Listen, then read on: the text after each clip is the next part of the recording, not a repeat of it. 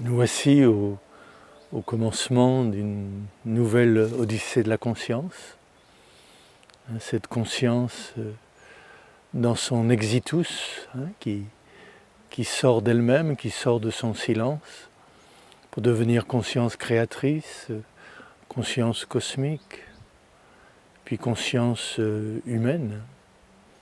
Et c'est dans cette conscience humaine que peut s'inaugurer aussi son reditus, son retour. C'est une sortie et c'est un retour. Dans la tradition chrétienne, on parlera d'une kénosis. La conscience prend corps, la conscience se fait chair, et d'une théosis, c'est-à-dire cette conscience humaine retourne vers sa source, vers son principe. Parce que toute la question, celle qui est la nôtre en tout cas, c'est de savoir pourquoi cette conscience nous est donnée. Est-ce qu'elle nous est donnée pour nous prolonger, nous améliorer à l'horizontale, dans notre être pour la mort, vivre plus longtemps, plus perfectionné? Bien sûr que c'est une bonne chose, mais on reste toujours à l'horizontale, l'être tourné vers la mort. Ou est-ce que cette conscience nous est donnée pour nous retourner vers la source même de la conscience, vers la source de la lumière, de la vie et du désir? Avec les moines hésicastes et les chartreux, eh bien, ce retour ressemble à une échelle. Et on parlera de ces différentes échelles, l'échelle de la tradition hésicaste et l'échelle des chartreux, qui est un chemin vertical, un chemin d'ascension, un chemin d'herméneutique instaurative, où il s'agit de partir de cette conscience humaine, de l'ouvrir, de l'élargir à d'autres niveaux de conscience qui nous rapprochent de la conscience infinie. Et c'est ce qu'on appelle la théosis, la divinisation. Dieu se fait homme pour que l'homme devienne Dieu.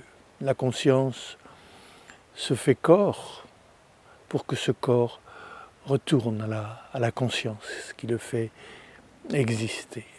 Donc là, nous allons interroger les moines du Mont Athos, leur pratique, leur façon de méditer, de contempler, qui s'enracinent bien dans la matière, parce qu'il s'agit de, comme le disait le Père Séraphin, de méditer comme une montagne, comme un arbre. L'arbre aussi, qui est une échelle, qui fait le lien entre le ciel et la terre. Donc, être dans son axe. Retrouver cette verticale dans le monde effondré, dans le monde aplati dans lequel nous sommes. Retrouver notre axe, tourner vers la lumière. La puissance de l'attention, c'est aussi celle de notre intention. Toute attention est une intention. Et notre intention, c'est celle de la conscience en nous qui est tournée vers la lumière, c'est-à-dire vers son accomplissement et son dépassement.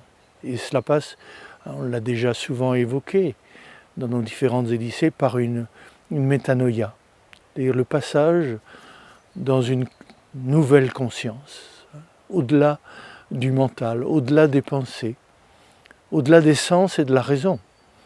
Ça ne veut pas dire nier le monde tel que nous le révèlent les sens et la raison, mais découvrir qu'au-delà, à l'intérieur, il existe d'autres niveaux de conscience, d'autres niveaux de réalité. Et c'est à cette ascension, à ce cheminement patient, contemplatif, que nous sommes de nouveau invités.